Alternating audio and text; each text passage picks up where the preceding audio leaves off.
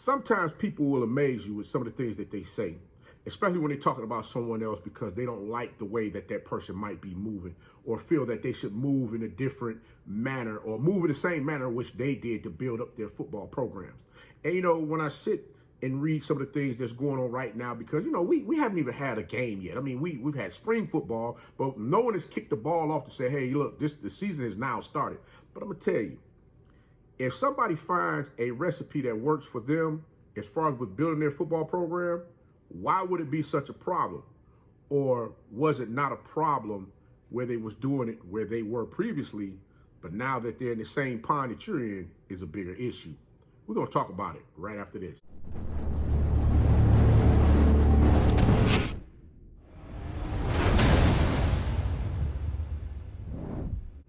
You know, it's your favorite coach back at it again. 10 toes down, about to tell you how it all went down. This is Tomorrow Leader Sports Network with your host, Coach Walker. If you're new to the channel, please like, share, subscribe. Hit that notification bell so you can get all upcoming videos.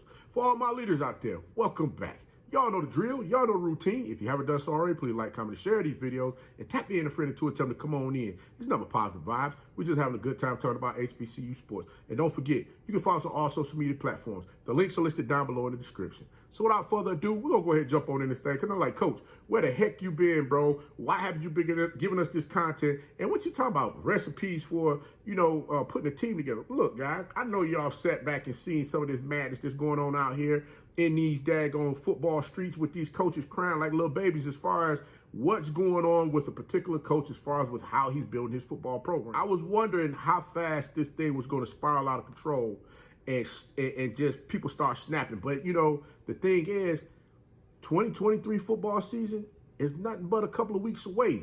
And I mean, dang, man, what exactly are we talking about here? We're talking about building football teams. I mean, last I checked, these ADs are bringing these coaches in the programs because they want them to win, and they want them to win now. Well, I mean, you know, we understand that the times have changed. Let's look at the landscape here. Times have changed where before you could bring a coach in, you'll give him a 5-year guarantee to see if he's able to build up that program. In many instances, if he wasn't showing an uptick as far as how the team was propelling upwards, then guess what? After year 3, they was cutting bait with that coach to get his behind up out of there, unless that coach had one of them contracts where they had to hold on until year 4, and then they decide, hey, you know what? Hey, we appreciate you, coach, but we don't need your services no more. You can go ahead and get your behind up out of here, kick rocks up on out the door. Don't let the door hit you where the good Lord split you. You get where I'm coming from. But what I'm trying to get people to understand is, when you talk about how a coach is building their team, I mean, I didn't know that there were specific rules that need to be used as far as with putting the necessary athletes together, as far as having a cohesive group, getting them out there on the field and go compete. I mean, heck, we've seen before where coaches have put teams together and a lot of folks didn't think those teams were going to win. Heck, look at Lincoln Riley over there at USC last season. He came in there. Some kids came with him from Oklahoma. They put those kids together with some of those USC kids and other kids that came in that transfer portal. And guess what? Things got to clicking, they got to moving, and you know what? They was playing out there last year. They had a daggone good season. But now here we have these gatekeepers that all of a sudden want to be the end all be all. They want to give folks the nod of how many kids they can get out the transfer portal, how they can do things this way, how they can do things that way. Well, you know what?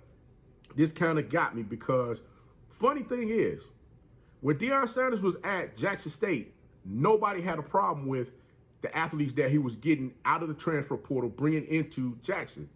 Nobody had an issue when you started seeing the type of athletes that would normally go to your Power 5s were now considering going to HBCUs instead of going to those Power 5 schools. But wait, did they really have an issue? I kind of believe they did. Some of you out there might say, Coach, you blowing smoke. Ain't no way in the world going to sit here and get me to believe that. But I want y'all to understand one thing. It wasn't a problem when he was there at Colorado. It wasn't a problem, at Jackson State University. And I'm going to talk about that in another video. There's going to be a part 2 to this one. Because I don't want to bore y'all too long with a whole bunch of crazy stuff where y'all sitting there looking like, oh, wait a minute, Coach. What are you talking about? We're going to get into it. We're going to get into that in a part 2. I got to say that for a part 2. But all I can say is this. We can all agree that Coach Sanders did ruffle some feathers coming into the Buffaloes program in which he got rid of a lot of players right off the rip. I mean, heck, guys, I'm going to be honest with you. You're going to hear me say this again. He turned over the roster in Jackson State. There's no doubt about that. There was athletes that were there that were recruited into the program prior to him arriving, and guess what? They were no longer with the program after that spring football season. Why? Because he's bringing his athletes in here, or as he liked to say, his Louis bag. He's bringing his Louis bag in there with the athletes that he was looking to have come in there and move the program in a direction in which he wanted to see it go. I don't understand how, as coaches, we could complain about what somebody was doing. You're gonna keep hearing me say that because I'm like, listen. This man is at Colorado, right? He has a 1-11 football team that he has inherited. Now, some folks out there is gonna say trash. I'm not gonna use trash, but I'm gonna say dumpster juice. I will say dumpster juice for sure. It was straight up dumpster juice over there. 1-11. I'm like, come on. Their record since being in the Pac-12 is 48-94, and they have never won the Pac-12. Never. So when you see 70 athletes leave the program and 51 of them were on scholarship, it does raise a couple of red flags here and there to ask you, okay, what in the heck is going on here? Why is this happening? Because see, my major question is, yes, the athletic director, he saw what was going on, and I'm sure his behind got a little fire up underneath it as well. His behind might be a little red as well. If they don't start winning, guess what? He gonna be out of a job. And you know daggone well, folks don't want to lose their job, especially when they sitting there and it's mighty cushy. All you gotta do is sit there, oversee the athletics, and make sure everything goes in the direction that it needs to go. But you got a lot of boosters out here nowadays. They don't want to hear no crap about, well, hey man, we trying our best to get the athletes in here to come, help win games and whatnot. Heck, especially when they pouring their money into the program, hoping that you get a winner together. I mean, come on, what are we saying here? I mean, let's be real here, guys. A lot of you guys out here are sport enthusiasts who like to hear about sports, like to talk about sports, like to have that barbershop talk as far as what's going on. There's no way in the world you're going to sit here and get me to believe that you're okay with your team being 1-11 and you've never won the Pac-12. Let's go back to how things previously used to be. There was no NILs back then. The transfer portal wasn't as crazy as it is right now. Right now, there is a buffet of athletes that's jumping into programs that understand that their talents are on point and they could go somewhere else and be an instant impact on a team. What sense does it make for a player to stay somewhere where the coaches out there, they're putting all the pressure on their shoulders to do the things that they need to do, and then they end up coming up short, and they don't win at all. Better yet, here's another one for you. We see and hear about draft grades, how you got athletes out here that are looking to get drafted. And the crazy part is a lot of these athletes are in programs, which these programs do not benefit their skill set as far as them looking to get themselves drafted into the NFL. Are we now saying that a lot of these athletes have to put their dreams aside to make sure that this coach continues to keep, this coach gets to have his job and stay there on the sideline when basically he's not able to get out here and recruit the type of athletes that need to come to the program? He doesn't understand the athletes at all as far as being able to communicate with those athletes. And two, he's still stuck in that old mentality as far as how coaching used to be. I mean, things have changed a lot when it comes to sport. Yes, you still have to have that structure as far as discipline and athletes understanding the things that they need to do as far as with being able to get on the field. But again, it's a give and take as far as with these coaches and these athletes. Deion Sanders was 27-6 while he was at Jackson State, right?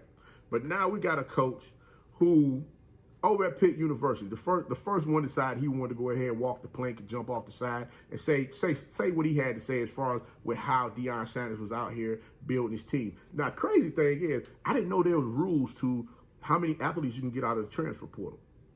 I didn't know that there's a set of rules that you had to use as far as with creating your team or building your team. I didn't know that. I didn't know the NCAA put something out like that. I mean, Coach Narduzzi over at the University of Pitt, I mean, he made his thoughts clear about Deion Sanders when he was saying, talking about how he was constructing the team, talking about the rules wasn't intended for it to be that way. It was not for you to overhaul your roster. But dang, if you're 1-11, what do you expect the man to do? He's just supposed to come in here, take his lumps. Everybody's supposed to talk trash. Oh, we whooped up on Deion Sanders. I told y'all he couldn't do X, Y, and Z. There's a lot that's really at stake right now in many different instances because there's been phenomena that have happened that we would never see happen again. I'm gonna talk about that in part 2. I want to keep your ears wide open as far as what I'm saying with that. It's a phenomenon that happened that will not happen ever again. I'm gonna tell you this right now. And why I say that is because the shift of where things could go could really be something just catastrophic for a lot of these coaches out here that really think they are tough stuff when it comes down to them recruiting athletes to come into their program. I mean, let's be real here. How many coaches come into your living rooms and speak to your child, and speak to you as parents, and you sitting there looking like, the coach just don't have that charisma. He don't have that really just want to move me as far as with me wanting to go, go play for this guy. Or, I as a parent, you don't feel comfortable. It's like he make you feel comfortable, but then, that warm and fuzzy as you sit down and recalculate the conversation, or replay the conversation in your mind and recalculate some of the things that were said within that conversation. You sitting there like, wait a minute. Nah, I ain't really feeling him. And you can't, I'm sure some of y'all like, Coach, you know what, you kind of on point with that. And then some of you like, no, I ain't really had that feeling, Coach, but I get where you come. You have so many times with coaches, they don't evolve as far as with time. You get what I'm saying? It's just like myself. I cannot sit here and talk to you guys and not have some type of understanding as far as some of my thought process on things have to evolve a little bit as far as how things are now compared to how they used to be when I came through the ranks as far as with trying to play collegiate football. Looking at how, Narduzzi is a little upset, I had to dig in a little bit deeper to see exactly why was he mad? Why is he speaking out like this? Because guess what? He lost the Biletnikoff Award winner for being the nation's best receiver, who was drafted number 3 in this year's NFL draft, transferred over to, y'all want to drum roll with that? Transferred over to USC to play for Coach Lincoln Riley last season. Yeah, I would be a little upset and perturbed. I'm gonna be a little perturbed as far as me losing an athlete of that magnitude going on somewhere else to play for somebody and really put on and do all of the things that I expected him to do if he was in my program. But you got to understand one thing, and I learned this coaching little people, the little league kids. You can't control where these kids go, man. These parents have the right of way to take their child wherever they want to go. Just like now these athletes, they're in college. Guess what? They're now adults. They have the right to choose where they want to go. And in this instance, yeah, Coach Narduzzi, he a little upset about it. He's like, man, shoot, we supposed to have them eyes on us over there at Pitt so that now they can come over there and see some of these other athletes that we have within the program that's going to be able to go play on the next level. Not saying that, the NFL or whomever's not going to come over there and check them out. The scouts are not going to check them out. But what I'm saying is that when you have that type of player in your program that shine a beacon of light that bright, you want to make sure that athlete stays. You don't want to see him go, but guess what? Things happen. You got a coach who became a first-time head coach over at Oklahoma University, who, decided he wanted to speak out as well. But I'm trying to understand, like, hold on, coach. You coached under Stoops as well as Sweeney, Dabo Sweeney in Clemson. So you was at Oklahoma, you won there, and you went coached with Dabo Sweeney in Clemson, and you won over there. Wasted no time in the Big 12 Media Day, letting your feelings be known as far as how you felt about Sanders over in Colorado is making, the moves that he need to make to add athletes to his team. I'm like, hey, you lost the players too. Who else? None other than Mr. Lincoln Riley himself, who was the previous head coach over at Oklahoma University, and he went to USC. And the players went over there with him, and what did they do? They won. You were ranked number 7th in the Big 12 last year. Tied for 7th in the Big 12 last year. I mean, heck, you went 6-7, 3-6 in the Big 12. I mean, come on, Coach Venables. I mean, let's be real here. I mean, it's just like, we talking about Bob Stoops here, previous head coach over at Oklahoma University. I believe he's now coaching over at the USFL. And, he had some disparaging remarks as far as the NIL and the transfer portal being out of control and how the NCAA leadership has let everybody down as far as with not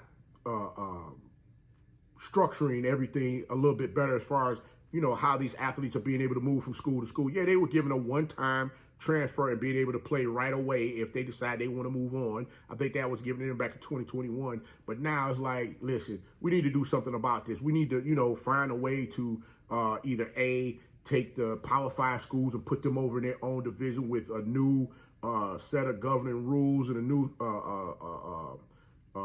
government, a new governing body to come in there and look over them or watch over them as far as with making sure that they follow the rules. I'm like, listen, the bottom line is the Power 5 schools have been able to run rumshot for God knows how long. I mean, come on, Stoops. You as well as many other coaches were out there sliding these athletes envelopes full of money from time to time when they were out there balling, and it was overlooked until somebody decided they want to get mad and blow the whistle on the garbage that y'all was doing. I mean, yeah, I know Venables is the new head coach over there. He coached on Stoops. He coached under Stoops while at Oklahoma, and he coached under Dabo Swinney while at Clemson. But this is my thing. Venables as well. At Venables, you can act as if Venables, there's no way in the world you're going to sit here and act as if you guys weren't moving and shaking in the manner which you needed to get them athletes into those programs for you guys to win in the manner in which you were doing. Thing is, yeah, you say Venables saying he wouldn't have done those athletes the way that Deion Sanders had did them, as far as giving them pink slips for them to, get them out the program. Thing is, yes, Venables saying he would have gave the athletes a 12 months of grace as far as with getting themselves together, as far as making a move in the direction that they need to go. This is the kicker. This man inherited a 1-11 football team. Now, I give him credit. I give Deion Sanders credit for one. I give him credit for one thing. One thing, the statement that he has not made to you guys at all, which was, if you don't catch me now, you won't catch me. We have not heard that statement yet. Like I said, all of us over here in the HBCU sector, as far as covering sports, HBCU sports, we're waiting to hear certain talking points. We're waiting to hear certain things that we know Deion Sanders would say. Like clickbait, because when he said it, you're going to be sitting like, ooh, okay, he got that smoke. He ready to come in there and give it to everybody. Because when he said that over the SWAC, he went ahead and gave everybody their business over there. And like I said, this ain't the SWAC. The Pac-12 ain't the SWAC. Here you got a first-time head coach, in which, yes, you lost athletes to none other than Lincoln Riley over there at USC. I get it. You understand? I get it. You're upset. You're trying to make sure you put your best foot forward as far as giving a talking about a new head coach that's coming in, making sure that, those athletes that are out there that may be watching this on TV, that they hear you as far as what's going on, trying to deter them from going to Colorado University. That's a good play there, Coach Venables. I got to give you that one. That was a daggone good card to play right there. But you know what? If you couldn't hold on to the athletes that you had that were under Lincoln Riley that you could have possibly kept within the program, what does that tell you? You, once again, my friend, are not able to reach them athletes in the manner which you needed to make sure that they stayed on board to be a part of your program. That's all I'm saying. And in some instances, they may not have wanted to play for you because they had such a joy playing for Lincoln Riley. And that's understood. But what I'm saying to you is this. Your Oklahoma University team is going to go to the SEC. You're going into your second year. Sir, Coach Venables, if you're not winning when you hit that SEC, guess what? Them same pink slips you talking about Deion Sanders gave them athletes over there at Colorado, Oklahoma's going to be handing you yours. Because the simple fact that they didn't bring you in there to come be, lackluster. They didn't bring you in there to be bottom of the barrel. They brought your tail in there to come in there and win right now. And if coaches don't understand that this is a big time business, all of this, everybody is sitting comfortable and just thinking that they got, time on their contract to make sure that they're going to be allowed time to build these teams from scratch. Them days are done. Those days are done.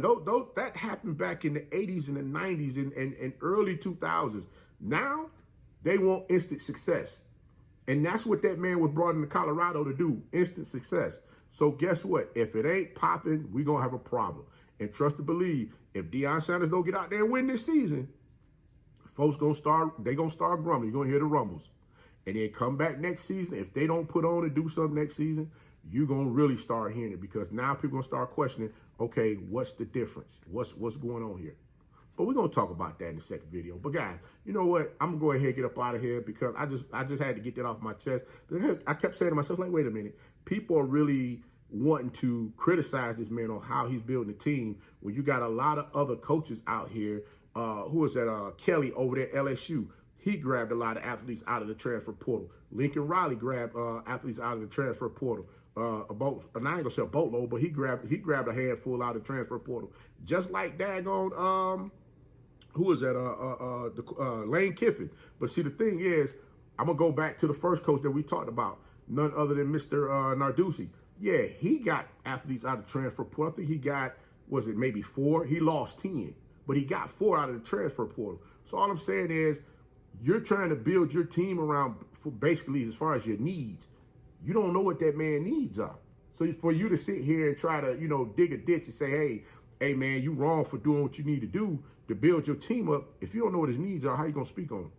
But guys, you know what? Coach going to go ahead and get up on out of here. I'm going to leave y'all with that. I'm going to get up on out of here on that. But guys, y'all know what time it is. Until next time, be the one and lead.